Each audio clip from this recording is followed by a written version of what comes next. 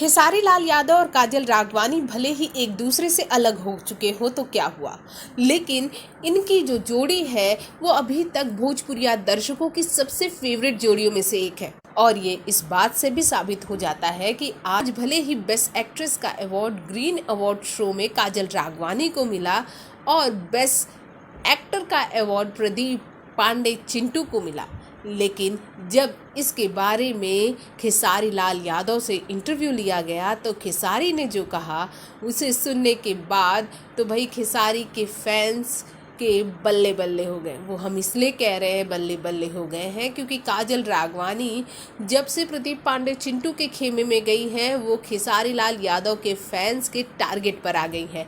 वैसे काजल राघवानी के लिए या यूं कह ले प्रदीप पांडे चिंटू के लिए, इन दोनों के लिए खेसारी लाल यादव ने जो कहा उसे सुनने के बाद हर फैंस यही कह रहा है कि ये दोनों डिज़र्व करते हैं कि खेसारी इन्हें ऐसा कुछ कहे। खेसारी लाल यादव ने यहाँ इन दोनों पे तंज कसते हुए ये कहा था कि ये लोग डिज़र्व नहीं करते हैं बेस्ट एक्टर बेस्ट एक्ट्रेसेस का अवार्ड।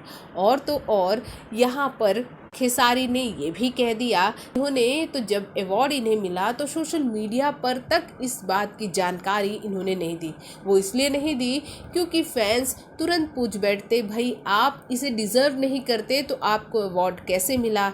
इसलिए इन दोनों ने इस अवार्ड को ही फ्लॉन्ट नहीं किया और लोगों को बताया तक नहीं, अपने फैंस को बताया तक नहीं कि उन्हें बेस्ट एक्टर या एक्ट्रेस का अवार्ड मिला। यानी एक साथ ही प्रदीप पांडे चिंटू और काजल राघवानी को जमकर धोया है खेसारी लाल यादव ने अपने इस छोटे से इंटरव्यू में। तो क्या कहना चाहेंगे आप हमारे इस रिपोर्ट के बारे में? कमेंट बॉक्स में कमेंट कीजिए, साथ ही चैनल को सब्सक्राइब करना बिल्कुल ना भूलिए।